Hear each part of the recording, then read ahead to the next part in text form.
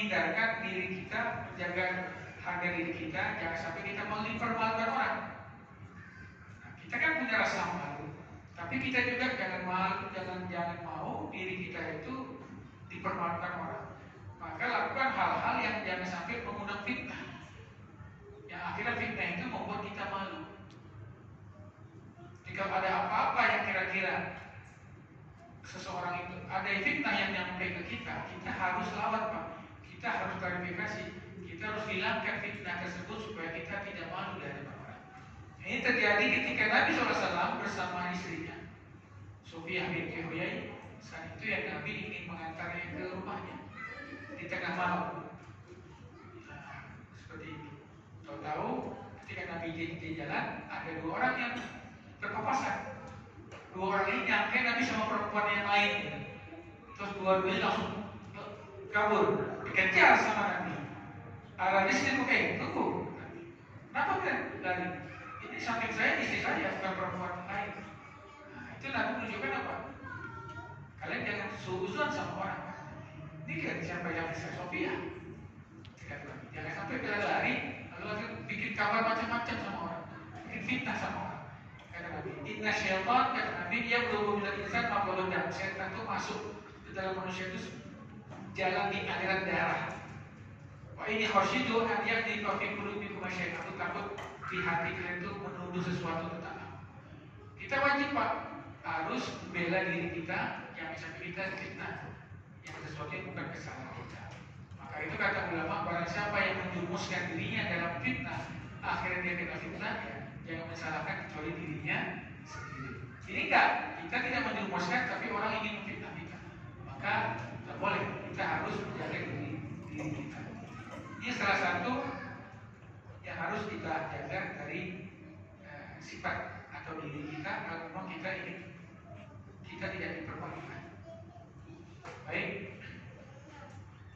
Kemudian dalam hadis yang lain, Nabi juga mengatakan di antaranya rasa sifat malu itu adalah ketika mandi. Ya, tapi sekali lagi ini ada sebetulnya, tidak wajib, tapi masuk dari sifat malu. Nabi katakan, Inna Allah azza wa jalla hayyun sittir. Allah itu punya apa? Allah itu adalah malu dan juga nutup, lalu tertutup. Yuhibbul haya, Allah juga suka sifat malu, wasitr, dan juga suka tertutup. Fa'idza tasala ahadukum, kalau mandi salah seorang dari kalian, falyastatir, maka hendaknya dia menutup. Kalau orang lupa pakai basahan itu termasuk salah satu sifat malu. Walaupun kalau dalam tinjauan fikih tidak ada masalah. Tinjauan fikih aurat kita tidak ada masalah. Kita mau lihat aurat kita sendiri tidak ada masalah. Tapi kalau kita bicara adab, Nabi sudah katakan falyastatir, dan kalian menutup diri kalian dari aurat, walaupun tidak ada masalah. Kemudian juga Nabi mengatakan ihfad aurataka, jaga auratmu, illa min zawjatik, kecuali dari istrimu, atau malakat yaminu, atau hamba saya. Ya Rasulullah, nanya sahabat, tidak karena kau ba'du fi ba'd, kalau kita campur semuanya, bareng semua, terbuka aurat kita. Bagaimana? Tapi jangan saling membuka aurat satu dengan yang lain. Terus sahabat tanya lagi, ya Rasulullah, tidak kan ahaduna khalian, kalau kita sendirian di kamar gimana? Kita sendirian di kamar, nggak ada yang lihat. Boleh nggak saya buka telanjangan? Boleh nggak ya Rasulullah? Kan nggak ada yang lihat. Nah, apa yang Nabi katakan? Allahu ahaqqu ayyastahya minhu minan nas. Allah lebih berhak untuk kau malu. Kau malu kepada Allah itu lebih berhak lagi. Allah itu lebih berhak untuk buat kita malu daripada orang lain.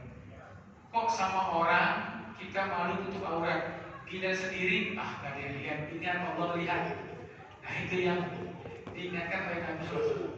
Sehingga kalau orang berada di kamar, walaupun sendiri, tetap para ulama mengatakan memang tidak ada aurat, memang dibolehkan, tapi janganlah buka kubur dan kuburnya, karena itu malulah kepada Allah Subhanahu wa Ta'ala. Ahak adislah, lebih berat untuk kita malu kepadanya. Itu kesendirian. Ini kita bicara akhlak, Pak. Kita bicara adab, bukan bicara al-haram. Kalau bicara fikih mah nggak ada masalah, bebas saja. Kemudian yang ketiga,